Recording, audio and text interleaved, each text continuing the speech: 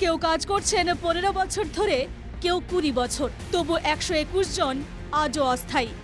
অথচ এদের হাত ধরেই জঞ্জাল সাফাই হয় পুরসভা এলাকায়, পরিষ্কার হয় নিকাশি নালা, আবর্জনা। মাসে মাইনে 3 থেকে 4 হাজার টাকা, সেটাও পাচ্ছেন না টানা 16 মাস। আমাদের 16 মাস মাইনে পাচ্ছি না। খুব স্বাভাবিকভাবে প্রতিবাদটা আসে, খুব স্বাভাবিকভাবে। মাইনের বন্ধ কেন, ওয়াই? আমি যেমন ইনডোর স্টাফ, কেউ আউটডোর স্টাফ, তারা সম্পূর্ণ প্রক্রিয়াকরণটা করে তো, পরিষেবাটা দেয়। তো দেবে কেন? তার বিনিময় তো তার জন্য মাইনে দরকার। কোন অর্থে উনি মাইনেটা বন্ধ করেছেন বলুন তো? আমাদের প্রশাসককে এতক্ষণ তো শুনলেন, এসডিও সাহেব, এরকম দ্বিচারিতা কেন?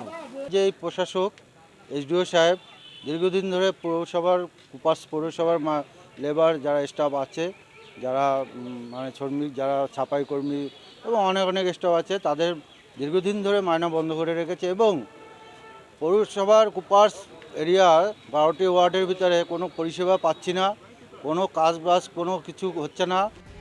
কুপার্স ক্যাম্প পুরসভার নির্বাচিত বোর্ডের মেয়াদ শেষ হয়েছে গত সেপ্টেম্বরে। পুরসভার প্রশাসক এখন রানাঘাটের মহকুমা শাসক। তারপর থেকে বেতন নেই এদের। তিনি কিন্তু আসার পর থেকেই নীতিগত মানে তিনি এই নিয়মটা বলেছেন এবং নিয়মটা বলে আমাদেরকে সেইভাবে সরকারের সঙ্গে চিঠিপত্র করেছেন যে আমি এই রেভিনিউর টাকা যা পড়ে আছে তখন ছিল খুব কম, 1 মাসের দেওয়ার মতন টাকা ছিল, সেটা তিনি দিয়েছিলেন যে এই টাকা থেকে আমি এদের দেওয়ার পরে মনে করি নিয়মসঙ্গত নয়। আমি যেন নিয়মসঙ্গত মনে করি, উনি বলেছিলেন যে সেই টাকা আমি লিখে আমাদের ইউডিএমএ ডিপার্টমেন্ট, আমাদের যে পেরেন্ট ডিপার্টমেন্ট, তাকে তখনই জানিয়েছিলেন এবং পরবর্তীকালে তার রিমাইন্ডারও দিয়েছিলেন। কিন্তু দুর্ভাগ্য জিনিস সবই হলো, কিন্তু এনাদের মাইনেটা ওনারা অক্টোবর 2022 থেকে আর পাচ্ছেন না। বৃহস্পতিবার থেকে সমস্ত রকম পরিষেবার কাজ বন্ধ করে দিয়েছেন 212 জন ঠিকাকর্মী।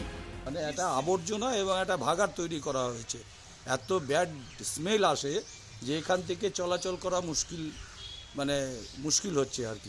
পরিবেশ তো এতে দূষণমুক্ত হচ্ছে না, বরং আরও পরিবেশের বাচ্চাদের ক্ষতি, সবার নানান রকম রোগ ব্যাধি সৃষ্টি হচ্ছে।